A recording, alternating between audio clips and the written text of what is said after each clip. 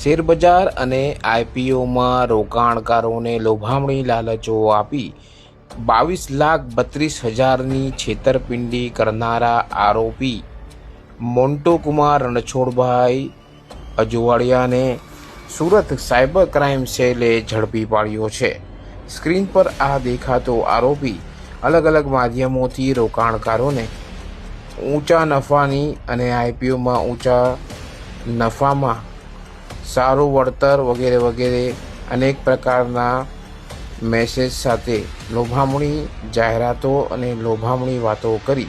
અલગ અલગ લોકો પાસેથી 22,32,000 રૂપિયાનું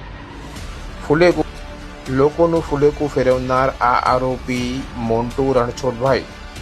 એક ખાસ એમો ધરાવતો હતો। તે રોકાણકારોને એવી જાહેરાત આપતો હતો કે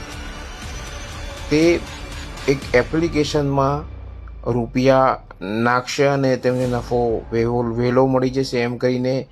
AIM Pro નામની એક એપ્લિકેશન સ્ટોરમાંથી તે એપ ડાઉનલોડ કરાવતો હતો અને તેમાં જ બધો નફો રાખતો હતો અને માત્ર તેમને શો કરી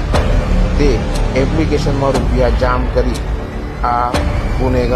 ગુનો આચરતો હતો, જે હાલ જેલના